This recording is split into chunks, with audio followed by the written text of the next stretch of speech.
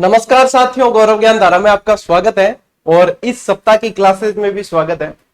87वीं class में पहुंच गए देखते ही देखते, और अब कुछ क्लासों के बाद में आपकी जो ये हिस्ट्री कल्चर वाला पोर्शन फर्स्ट ग्रेड का पूरा होने वाला है। इंडियन हिस्ट्री से लगा के अपन ने राजस्थान की इतिहास से संबंधित जो टॉपिक थे, कल्चर से संबंधित जो टॉपिक थे, अब तो अंतिम टॉपिक चल रहे हैं अपने, 2-3 ही बचे हैं इसके बाद में, तो ये लगभग पूरा होने वाला है। बेहतरीन तरीके से पढ़ा है। यदि किसी ने ये सारी क्लासेस लगाई है, देख लो नंबर वाइज क्लासेस चलती है सारी की सारी, यदि लगाई है तो निश्चित रूप से उसने कुछ ना कुछ यहाँ से पाया ही है। आज अपन पढ़ने जा रहे हैं साथियों वस्त्र और आभूषण के अंदर महिलाओं के वस्त्र। इससे पिछली क्लास में अपन ने पुरुषों के वस्त्र पढ़े थे और उम्मीद है कि आपने याद भी कर लिए होंगे। ठीक है, ये क्लास कैसी है पता है कि इसके अंदर सिर्फ आप लोगों के पढ़ने की चीजें हैं। ये है कि आप और हम मिलके जो है इसको एक बार नजरों बाहर निकाल देते हैं ताकि ये चीजें याद हो जाए। ठीक है ना, बस यही चीज है। बाकी ये जैसे आप वस्त्र है, ये कोई इसमें समझने जैसे कि आप जैसे वस्त्र आएंगे कुर्ती, कांचली, घाघरे वगैरह, तो अपनी आसपास की संस्कृति में जो हमने देखा है और इसमें हम सब जो है प्रैक्टिकली नॉलेज रखते हैं कि ये वस्त्र हमारी माताएं बहनें भी पहनती है, तो हमें पता होता है कि ये वस्त्र ये कहलाते हैं, है ना। चलिए फिर भी नजर मारते हैं, क्लास है तो क्लास के तरीके से पढ़ें ताकि सिलेबस में छूटे नहीं अपनी। चलिए शुरू करते हैं। राजस्थान की महिलाओं के आभूषण, आभूषण क्या रहे, वस्त्र। आभूषण की क्लास भी आएगी आगे, ठीक है ना। बढ़िया नोट्स मेकिंग पैटर्न पे ही चल रहे हैं। यहाँ पे मैंने शामिल भी किया है। देखो सब पहला तो एक क्लियरेंस मतलब आने कर दूं कि ये जो है मॉडल के फोटो है जो उठाए गए हैं, माता बहनें जो भी है, ये नादान शिक्षक ने इन नादान बालकों को सिखाने के लिए शामिल किए हैं। तो की भी कॉपीराइट वगैरह नहीं टिकाए और की भी एड उद्देश्य नहीं है, खाली वेशभूषा बताने को संबंधित है। ठीक है नहीं, तो भाई आजकल ये होता है कि इंटरनेट से जैसे फोटो लिया है तो फिर मेरा फोटो कैसे आ गया, ये तो सिखाने के पर्पज से लिया, बाकी हमारा कोई इंटेंशन नहीं है। ठीक है, ठीक। चलिए देखो ये फोटो इंटरनेट पे मिल जाते हैं लेकिन फिर भी क्लियर करना जरूरी है। क्यों, अपने यहाँ क्लास पे डिस्क्लेमर तो चलता नहीं वो, लेकिन चीज स्पष्ट हो जाए तो हाँ फिर कोई दिक्कत नहीं। ठीक है, चलिए तो देखो महिलाओं के वस्त्रों में कांचली, कुर्ती, कुर्ती और कांचली जो है साथ में आती है, ज्यादातर राजपूती पोशाकें जो पहनी जाती है उसके अंदर। ठीक है ना, तो ये जो आप देख रहे हो ये कुर्ती कांचली पहनी हुई जो महिला का फोटो है। महिलाओं को सीने को ढकने का वस्त्र होता है कांचली और उसके ऊपर पहनी जाती है कुर्ती। जो बाह यहां दिखती है वो कांचली की बाह होती है और कुर्ती जो होती है वो यहां तक ही होती है। और हमने बचपन में देखा कई सारे जो है जो बालिकाएं जैसे होती है ना, ये तो महिलाएं हैं जैसे, ठीक है, वयस्क हो चुकी तो कुर्ती कांचली पहनती है। इसी का एक सम्मिलित रूप और आता है जो हमने बचपन में ग्रामीण परिवेश के अंदर देखा, जिसको जंपर कहा जाता था। क्या कहते थे, जंपर कहते थे। जो इसका सम्मिलित रूप होता था वो जंपर भी कहलाता था। यहाँ पे ये कहलाता है कुर्ती कांचली। ठीक है, कांचली और कुर्ती महिलाओं के पेट को ढकने का वस्त्र, यानी कि ये आप जो फोटो देख पा रहे हो इसके अंदर मैंने आपको बता दिया है। ठीक है, प्रश्न पूछने की जो भाषा होती है वो ये होती है।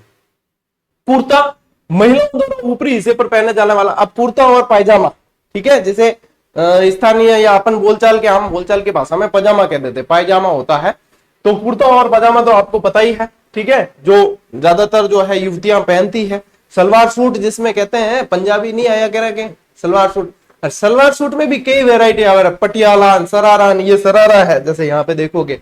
ठीक है, पटियाला थोड़ा धोती जैसा होता है, पंजाबी टोन आता है जिसके अंदर काफी सारे जो वस्त्र के तरीके अलग अलग होते हैं। कापड़ी, कपड़े के दो टुकड़ों को बीच में से जोड़कर बनाई गई चोली जो होती है वो कापड़ी होती है। अब इसके मामले में मतलब ये लैंग्वेज से तो ये प्रश्न चलता है, लेकिन मैं इसको ज्यादा डिस्क्राइब नहीं कर सकता क्योंकि ये लैंग्वेज से मुझे पता है।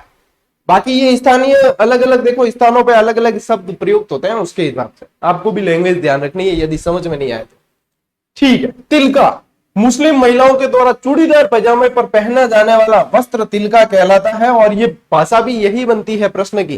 ठीक है, कि तिलका, निम्न में से तिलका क्या है। ज्यादातर में तो ऑप्शन मिलता है कि महिलाओं के वस्त्र। ठीक है, यही यदि डिटेल में गया एग्जामिनर तो इस भाषा से बना सकता है, बाकी इसमें ज्यादा आपको लोड लेने की आवश्यकता नहीं है।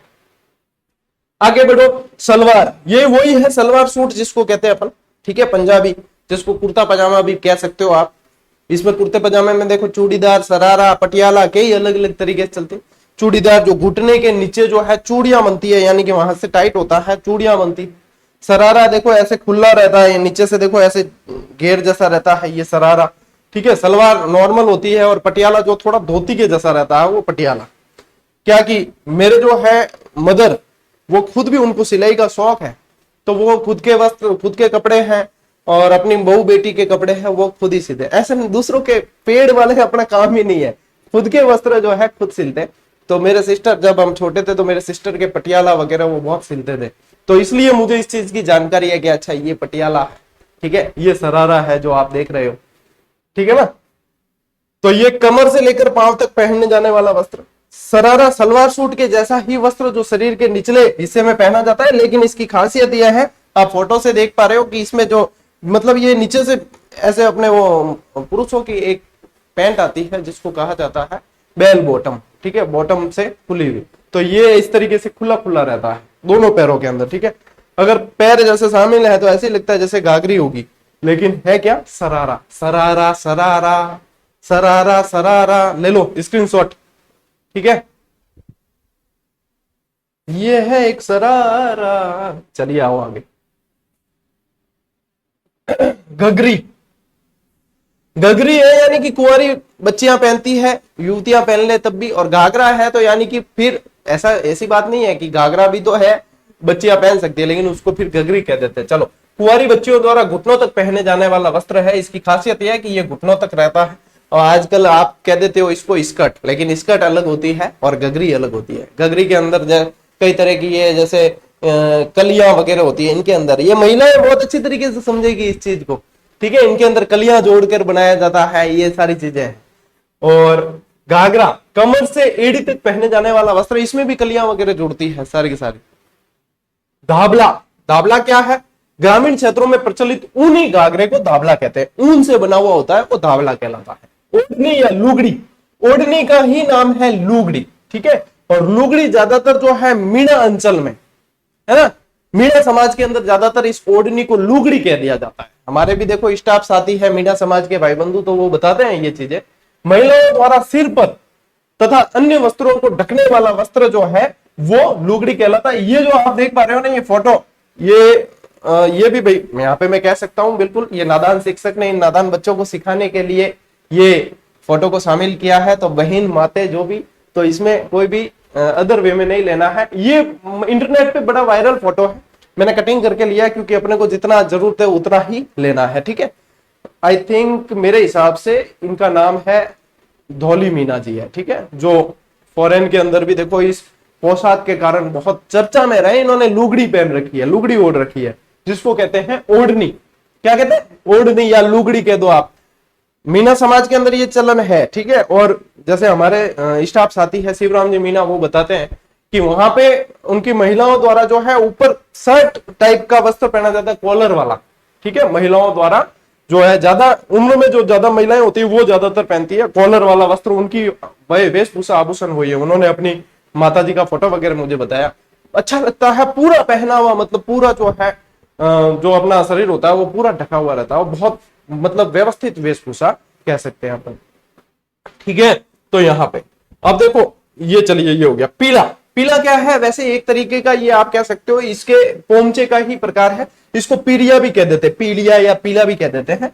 जैसा नाम है वैसे ही पीले रंग का केसरिया होता है, और पीला को बच्चे के जन्म के अवसर पे पहना जाता है। अब ये वही पोमचा का ही एक वेराइटी है, पीला पोमचा बच्चे के जन्म पर पहना जाता है, ठीक है, तो पहना जाता है, यही आगे आ गया पोमचा।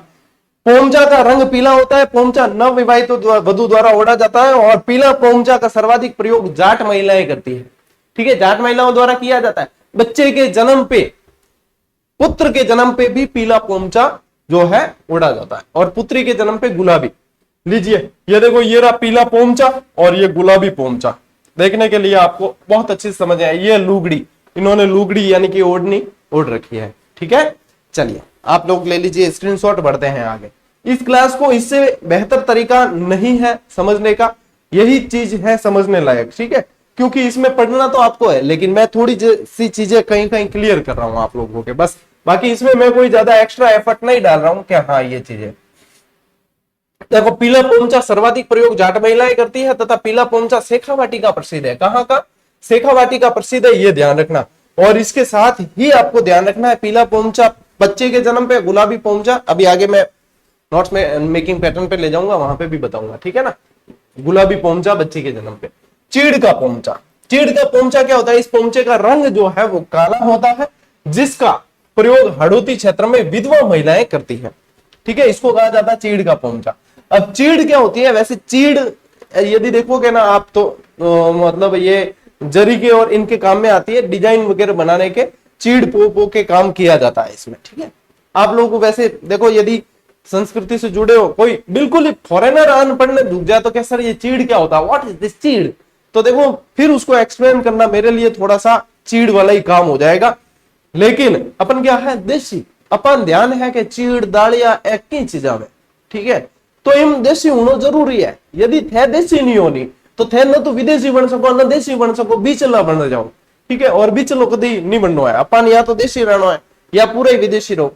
ठीक है, ये बात है, देसी रहोगे उतना ज्यादा फायदा है। लहरिया, लहरिया का मतलब ही है जहां लहरें चलती है, इसी से समझना आपको, जहां लहरदार लहरें चलती है, ऐसे लहरें चलेगी।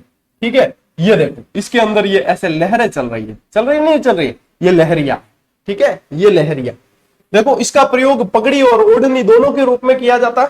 मांगलिक अवसर पर पचरंगा लहरिया सर्वश्रेष्ठ माना जाता है। लहरिया स्त्रियों द्वारा सावन महीने की तीज के अवसर पर ओढ़ा जाता है, और ये होता है लहरिया, जहां लहरें चलती है। यही लहरिये की धारियां जब एक दूसरे को काटेगी तो वो कहलाएगा मोठड़ा। क्या कहलाएगा? मोठड़ा। जो अगला है अपना, लहरिये की धारियां आपस में एक दूसरे को काटती है तो ये कहलाता है मोठड़ा। मोठड़ा जोधपुर का प्रसिद्ध है। ओ मोठड़ो देखो, यूं भी धारी चल रही, यूं भी धारी चल रही। ठीक है, ये लहरिये की धारियां हैं, ये लहरिये की धारियां हैं। ठीक है, इसमें से कोई बढ़िया बीच की डिजाइन डाल के और इनकी ये ऐसे कटिंग बना देंगे, ये मोठड़ा। ठीक है, ये देखो दिखने में ऐसे लगता है लहरिया, इसको कहा जाता है लहरिया मोठड़ा, ऐसे ही कहा जाता है। ठीक है, तो यूं बढ़िया तरीके होते हैं, देख लिया हो नहीं हाथों हाथ। देखो हमारे जब कंपटीशन का दौर था तब हमें तो मतलब यूं इमेजिन करना पड़ता था कि हाँ लहरिया देखा हुआ है तो ठीक है।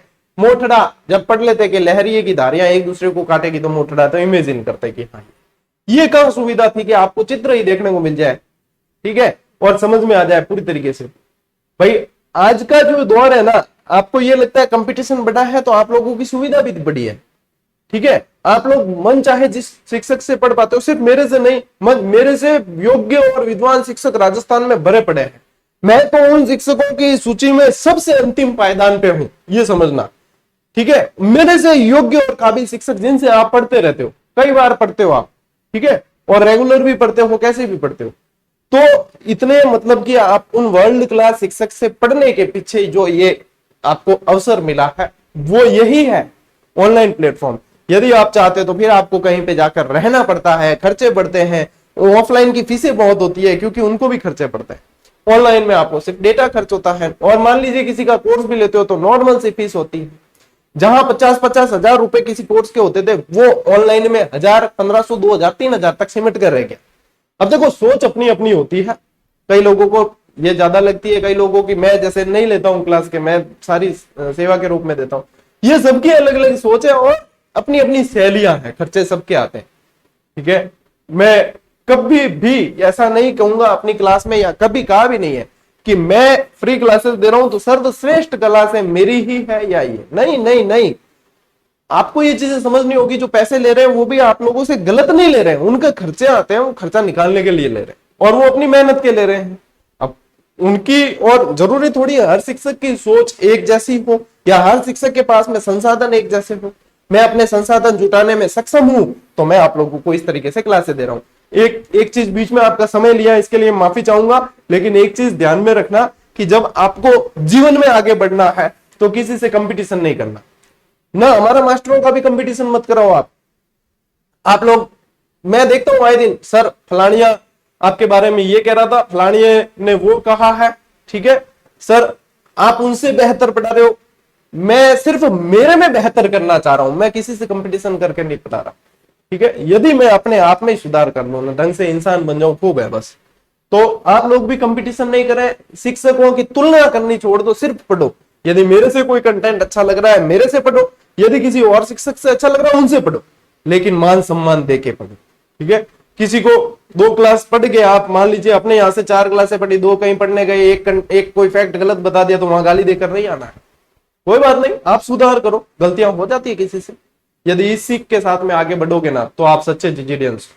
ठीक है, बार बार नहीं कहता हूं मैं ये चीजें, लेकिन ये ध्यान रखना, न तो मुझे किसी दूसरे शिक्षक की बुराई करनी और न तुलना करनी, ठीक है। और अपनी भी किसी से नहीं, आप अपने आप में श्रेष्ठ हो बस, और अपने आप में ही सुधार करो, कोई किसी से कंपटीशन नहीं। चलिए लीजिए स्क्रीनशॉट, थोड़ा सा समय लिया है आपका ये चीज कहने के लिए, इसके लिए मैं थोड़ा सा माफी भी चाहूंगा। वैसे मैं क्लास के बीच में ज्यादा दूसरी बातें करना नहीं चाहता, लेकिन कभी आ जाती है कई चीज दिमाग में। चलिए, पवरी, ये प्रश्न बहुत बार पूछा गया है। दुल्हन की लाल और गुलाबी रंग की जो चुनरी होती है वो पवरी कहलाती है, ठीक है। एक होती है कटकी जो अविवाहित महिलाएं पहनती है, ठीक है। और पवरी जो है विवाहित, दुल्हन है यानी कि विवाहित होने जा रही है, दुल्हन की है तो ये विवाहित के अंदर आ जाएगी। धनक, बड़ी बड़ी चौकोर बूंदों वाला। देखो चुनरी जो होती है ना, उसमें होती छोटी छोटी बिंदियां होती है, ठीक है। ये ऐसे चौकोर भी हो जाएगी उसके अंदर, देखो इसमें चौकोर भी है, चुनरी है। और बड़ी बड़ी चौकोर बॉक्स बने होते हैं, बड़ी बड़ी जो चौकोर बूंदे होती है, थोड़ी सी बड़ी हो जाएगी इस तरीके से, तो वो कहलाती है आपके धनक, ठीक है। अलंकार धनक कहलाता है। चुनरी, बूंदों के आधार पर बनी हुई डिजाइन, इसको बांधनी भी कह सकते हो आप।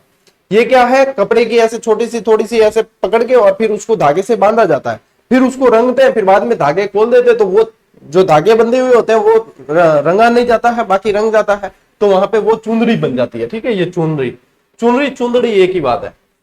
तो इसके आधार पर बनी डिजाइन चुनरी कहलाती है। आहड़, उदयपुर में बिलों की चुनरी छपती है, ठीक है। आहड़ पालिका क्षेत्र उदयपुर के अंदर ही है, और उदयपुर में सबसे ज्यादा जनजाति बाहुल्य कौन सा है, बिल, ठीक है। नातनो, पानी छानने का जो वस्त्र होता है वो नातनो कहलाता है। देखो हमारी देसी भाषा में कहा जाता है उसे गन्ना। अब कई जना कहते सर गन्ना तो खाने का होता है, देखो यहाँ सब जगह अलग अलग तरीके से बोला जाता है, ठीक है। कई जगह कह देते हैं छानना, और कई जगह गन्ना, ये कई जगह ये सब, तो ऐसे अलग अलग जगह आते हैं, ठीक है। साड़ू, नातनो हो गया साड़ू। सदवा स्त्रियों के ओढ़ने का सुंदर और कीमती वस्त्र साड़ू कहलाता है, ठीक है। आगे बढ़ो, चिनोटियो, पुत्र के जन्म के अवसर पर पुत्र की माता द्वारा ओढ़ा जाने वाला मांगलिक वस्त्र चिनोटियो। देखो ये शब्द ऐसे हैं जहां से प्रश्न बने ना, ये डौड़ी, ये बडूली, ये 5 जो है जहां से प्रश्न बने तो आप अन्य विद्यार्थियों से आगे रहोगे, क्योंकि ये सभी लोग नहीं बताते हैं इसे, सभी लोग नहीं पढ़ाते हैं इसमें। और अब एग्जामिनर को नया कुछ चाहिए तो वो यहां से बनाएगा। भाई मामा मासी कौन काशी एग्जामिनर होता हुए तो जाग जाइजो, और नया प्रश्न बताया है शामिल करना है तो कर लीजो, ठीक है। ठीक है, चलिए आगे बढ़ते हैं। चिनोटियो हो गया, डौड़ी, जामे की तरह पहने जाने, जामा भी एक वस्त्र है, जामे की तरह पहने जाने वाला वस्त्र, इसका प्रचलन मेवाड़ में अधिक होता है, तो डौड़ी का है मेवाड़ में। बडूली, वर पक्ष की ओर से वधु पक्ष के लिए भेजी जाने वाली चूनर जो होती है वो कहलाती है आपके बडूली। भाई स्थानीय शब्द है, ज्यादा दिमाग पे जोर लगाना नहीं है, जैसे है वैसे याद कर लेना, ठीक है। यहाँ कोई ट्रिक विक की आवश्यकता नहीं है। ये दोनों जो आप देख पा रहे हो ये जो है चुंदड़ियों के ही प्रकार है, ठीक है। लो स्क्रीनशॉट लो। ओके, अब देखो ये थे सामान्य वस्त्र, और अब आते हैं अपन आदिवासी समाज से संबंधित वस्त्रों पे, ठीक है। आदिवासी समाज से संबंधित अपन महिलाओं के और पुरुषों के दोनों के वस्त्र पढ़ लेते हैं। एक बार नजर बाहर निकालना है, बस हाथों हाथ याद हो जाएगा, ठीक है। तारा भात की ओढ़नी, यह ओढ़नी आदिवासियों में मीणों की स्त्रियों द्वारा सर्वाधिक प्रचलित है, ठीक है। आदिवासी समाज के भाई बहनों में मीणों द्वारा सर्वाधिक जो है ओढ़े जाने वाली ओढ़नी है तारा भात की ओढ़नी। कटकी, आदिवासियों में कुंवारी कन्याओं द्वारा ओढ़ने जाने वाली ओढ़नी कटकी है। रेनसाई, आदिवासियों में काली जमीन पर लाल व भूरे रंग, ये इसमें रंग याद रखना है, ठीक है। इसमें रंग से प्रश्न बनते हैं। लाल व भूरे रंग की बूटियों वाली ओढ़नी, मैं इंपॉर्टेंट लगा रहा हूं, यानी आपको विशेष ध्यान देना है। अब आप नए खिलाड़ी हो नहीं, आप पुराने जिंजीडियंस हो, आपको पता है कि जहां इंपॉर्टेंट लगाया वहां पे विशेष ध्यान रखना ही है। रेनसाई के अंदर लाल और भूरे रंग का विशेष ध्यान रखना है। लहर भात की ओढ़नी, आदिवासियों में ज्वार भात जैसे पल्लू वाली ओढ़नी जो है लहर भात। एक तो लहर भात, एक तारा भात याद रखना, एक ज्वार भात भी होती है। फड़का, विशेष तौर पर कथोड़ी जनजाति द्वारा, अब क्योंकि ये महाराष्ट्र से लाकर बसाई गई जनजाति थी, तो इनका टोन कैसा रहता है, मराठी, ठीक है। कत्था एकत्रित करने के लिए यहां पे लाकर बसाया था, कथोड़ी कहलाए, ठीक है। इनका टोन क्या रहेगा, मराठी रहेगा, यानी कि मराठी अंदाज में पहने जाने वाली साड़ी है, और ये मराठी, देखो ये मराठी साड़ी जो है वो ऐसे धोती के जैसे पहनी जाती है, तो इसको कहा जाता है फड़का। क्या कहा जाता है? फड़का। लो स्क्रीनशॉट फटाफट कड़का, ठीक है, पढ़ लिया अपन ने फड़का। आओ भाई, जामसाई, ये भी महिलाओं की है। आदिवासियों में विवाह के अवसर पर कुंवारी कन्याओं द्वारा पहने जाने वाला वस्त्र जामसाई कहलाता है। कछाबू या कछाबू, ठीक है, बिलों में महिलाओं द्वारा घुटनों तक पहने जाने वाला अधो वस्त्र, ठीक है, इस पे ध्यान रखना, अधो वस्त्र कछाबू कहलाता है। किस समाज में? आदिवासी समाज है, और वैसे उनमें भी बेल। पीरिया यानी कि वही चीज है, पीरिये का मतलब यह है कि इसका रंग होगा पीला, ठीक है, पीरिया। बिलों में शादी के वक्त पहने जाने वाली पीले रंग का जो लहंगा है वो पीरिया है, और पीले रंग की ओढ़नी भी होती है। क्या होती है? ओढ़नी भी होती है, जिसे भी पीरिया कहा जाता है, जो सभी समाजों में चलती है। सिंदूरी, बिलों में शादी के वक्त पहने जाने वाला लाल रंग की साड़ी जो है वो सिंदूरी है। नांदना, यह आदिवासियों का प्राचीनतम वस्त्र है, ठीक है, जो नांदना है। अब स्क्रीनशॉट ले लो, इसमें ज्यादा कुछ समझने लायक कोई ऐसा है नहीं, प्रश्न बने तो ध्यान रखना, ठीक है। आगे आते हैं अपन आदिवासी पुरुषों के वस्त्र। देखो, जहां पे ज्यादा समय क्लास में नहीं देना चाहिए वहां मैं ज्यादा रुकता भी नहीं हूं, ठीक है, ताकि अपने समय जो बचेगा वो दूसरी क्लास में भी अपन को मैनेज करना होता है। फालू, ये किसके हैं? पुरुषों के वस्त्र फालू। ये इनमें से प्रश्न ज्यादा बनते हैं, आदिवासियों समाज के अंदर पुरुषों के वस्त्रों से ज्यादा प्रश्न बनते हैं। फालू, बिलों द्वारा शरीर को ढकने वाला जो अंगोछा है वो फालू कहलाता है। फिर देखो, अंगोछा सिर पर बांधने का वस्त्र, आदिवासियों के कैरीबात का अंगोछा प्रसिद्ध है, ठीक है, सिर पे बांधने का वस्त्र भी होता है, और कभी जो है देखो कंधे में भी डाल देते हैं अंगोछा, तो आप लोगों को पता ही है। अंगरखा, आदिवासियों द्वारा शरीर पर पहने जाने वाला वस्त्र जो है वो अंगोछा। डेपाड़ा, बिलों द्वारा पहने जाने वाली तंग धोती, और इसके लगाना इंपॉर्टेंट, ये सबसे ज्यादा इंपॉर्टेंट है, एक ये और एक ये। खोयतू, खोयतू क्या है? बिलों द्वारा पहने जाने वाली ढीली धोती जो है वो खोयतू है, और तंग धोती जो है वो डेपाड़ा है। पोतिया, यह वही साफा है, पोत्यो, मारवाड़ी में क्या?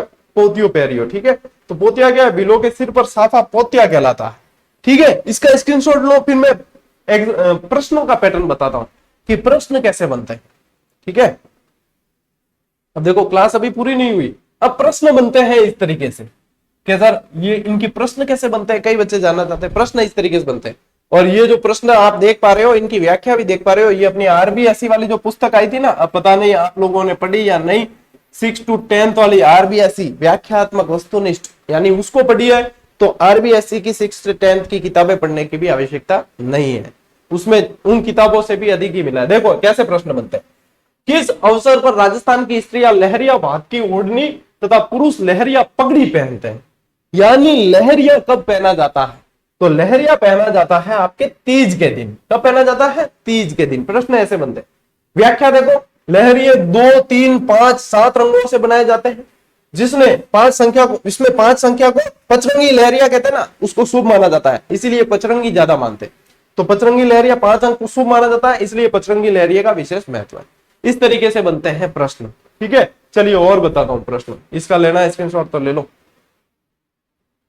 और देखो किस तरीके के प्रश्न बनते हैं, और भी आपको फैक्ट मिल रहे हैं इसमें। ये प्रश्न बना हुआ है एग्जाम में, कई बार बना है, और ये आरबीएसई के अंदर किताब में देखोगे तो भी उसमें ये की ये लैंग्वेज है। निचोल, चोल, पट, दुकुल, अंशुक, वसंत, चीर, पटोरी, चोरसो, ओढ़नी, चुंदड़ी, धोरावाड़ी आदि किसके प्रकार? किसके प्रकार है? ये साड़ी के प्रकार है। किसके प्रकार है? ये सारे के सारे जो प्रकार है, नाम है वो साड़ी के, ठीक है। अब देखो व्याख्या, निचोल, चोल, ये सारी की सारी जो है साड़ियों के प्रकार। किसके हैं? साड़ियों के प्रकार। चुंदड़ी और लहरिया का राजस्थान में विशेष महत्व। देखो विशेष व्याख्या जो आप लोगों को इस अपनी जो ये पुस्तक थी ना आरपीएससी वाली, यहाँ पे है नहीं मेरे पास, अभी पढ़ी नहीं है, नहीं तो मैं बताता, आप लोगों को पता ही है, ठीक है। सूट की साड़ियां सवाई माधोपुर की प्रसिद्ध है, जैनब की साड़ियां कंसुआ गांव कोटा की प्रसिद्ध है, और मसूरिया साड़ी और कोटा डोरिया की जो साड़ी है वो कैथुन कोटा की प्रसिद्ध है। कोटा डोरिया जिसे कहते हैं, ठीक है ना, जिसे जीआई टैग भी मिला है, वो कैथुन कोटा की प्रसिद्ध है। ये तरीका होता है एग्जाम में पैटर्न पूछने का और अपने को ध्यान रखने का, ठीक है। और बता दो, निम्न में से कौन सा समूह स्त्रियों के परिधानों से संबंधित नहीं है? ये शब्द ऐसा है जो कई सारे बच्चों को एग्जाम हॉल में दिखता ही नहीं है। ये धोखेबाज शब्द है। तेरा नाम धोखा रख दूं, नाराज होगी क्या? ठीक है, ये धोखेबाज शब्द है, ये नहीं दिखता है वहां। चुंदड़ी, देखो क्या पूछा है, स्त्रियों के परिधानों से संबंधित नहीं है, यानी कि बाकी के 3 ऑप्शन होंगे, एक नहीं है। चुंदड़ी, लहरिया, जामदानी, खिमका, टसर, छींट, मलमल, सारे के सारे स्त्रियां पहनती है। चुंदड़ी से भी पता लगा लोगे। कुर्ती, कांचली, घाघरा, लहंगा, पारचा, चिक, इलायची, महमूदी चिक, मीरे बादल, ये भी है। ठीक है, स्त्रियों के। नौरंग शाही, बहादुर शाही, फरूख शाही, छींट, बाफ्ता, मोमजामा, गंगाजली, ये भी महिलाओं के वस्त्र हैं। अंगर की, बुगदरी, फेंटा, धोती, कमीज, खेस, पामड़ी। अब देखो, अंगर की, बुगदरी किसमें पड़े थे? फेंटा, धोती, ये पुरुषों के वस्त्र है, तो इसका उत्तर क्या होगा? ये, इसके अलावा बाकी सारे ये महिलाओं के वस्त्र हैं। इस तरीके से प्रश्न बनते हैं और ये प्रश्न कई बार आपको रिपीट देखने को मिलेंगे। ये जो 4 प्रश्न मैंने इस क्लास में शामिल किए, ये किसी न किसी एग्जाम में आपको रिपीट देखने को मिलेंगे। आरपीएससी की पुस्तक में से प्रश्न हूबहू उठाए जाते हैं और इसीलिए अपनी वो पुस्तक इतनी डिमांडिंग रही और काफी सारे बच्चे पढ़ रहे हैं। और ये निकालने के पीछे कारण भी ये था कि सर जिले चेंज हुए फिर भी निकाली। कारण यह है कि इसमें जिलों का प्रभाव कहां पड़ा है बताओ? पुराने जिलों के आधार पर ही है, लेकिन ये देनी जरूरी थी क्योंकि जिलों का प्रभाव उस पर ज्यादातर पड़ा ही नहीं है। नवजात शिशु की मां के लिए मातृ पक्ष द्वारा बेटे के जन्म पर किस रंग का पोंचा देने की परंपरा है? ठीक है, अब देखो क्या पूछा है, बेटे के जन्म पर, तो बेटे के जन्म पे पीला, इतनी बार आपको बताया। अब देखो व्याख्या इसकी, राजस्थान में पोंचा वंशवृद्धि का प्रतीक माना जाता है। बेटे के जन्म पर पीला और बेटी के जन्म पर गुलाबी पोंचा देने की परंपरा है। पोंचा जयपुर की प्रसिद्ध है, जबकि पीला पोंचा शेखावाटी का प्रसिद्ध है। पढ़ाना अभी अपन ने, ठीक है। पोंचा का अर्थ जो होता है कमल फूल से अभिप्राय युक्त ओढ़नी। क्या होता है? कमल फूल से अभिप्राय युक्त ओढ़नी। और पोंचा मैंने आपको बता दिया, चुंदड़ी का ही एक भाग है पोंचा। ले लो स्क्रीनशॉट, जी लो अपनी जिंदगी। ठीक है, ओके। और इससे भी बेहतर, ये जो आपने प्रश्न देखे, इससे भी बेहतर जो है व्याख्या इन टेस्ट सीरीज के अंदर आपको देखने को मिल रही है। अब कई जने तो पूछते रह जाते हैं, सर ये हमारे उसमें काम आएगी या नहीं आएगी? सिलेबस देखो, जैसे कि इतिहास वाली है, राजस्थान का इतिहास, कला, संस्कृति किसी एग्जाम में है तो सभी में काम आएगी और इसके अंदर व्याख्या है। पुरानी जो टेस्ट सीरीजें थी उस समय हमारे पास में संसाधनों की कमी थी, उनके अंदर व्याख्या नहीं की गई थी। अब हमने संसाधन बढ़ाए हैं, ठीक है, अब हम थोड़े से समृद्ध भी हुए हैं इस मामले में, तो निश्चित बात है कि बेहतर सुविधाएं दी जाएगी, इसलिए इसमें व्याख्या जोड़ी गई है। एनिमल हस्बेंड्री की सेकंड पार्ट की टेस्ट सीरीज सबसे पहले और सबसे बेहतर तरीके से देने वाला प्लेटफॉर्म जीजीडी टॉपिक वाइज दी गई है, ठीक है, व्याख्या के साथ। एनसीईआरटी साइंस बेहतरीन व्याख्या, और एनसीईआरटी के मामले में भी मैं कह सकता हूं इससे बेहतर टेस्ट सीरीज न आज दिन तक आई है और न आएगी। एनसीईआरटी बेस्ड जो 6 से 10th वाली, जिसके साइंस है, चूकना ही मत, सोल्ड आउट हो गई तो चूक गई समझ लो फिर, ठीक है। ये टेस्ट सीरीज भूतो न भविष्यति वाली है, न आई थी न ऐसी आएगी, इसकी इसलिए तुलना किसी से आप कर ही नहीं सकते, ये अपने आप से ही तुलना करेगी, ठीक है। जिसकी इच्छा हो ज्वाइन कर लेना, नहीं हो तो कोई बात नहीं, क्लासें तो अपनी आ ही रही है। तो साथियों आज की क्लास में इतना ही, मिलते हैं अगली क्लास में अगले वीडियो में, तब तक के लिए राम राम, जय हिंद।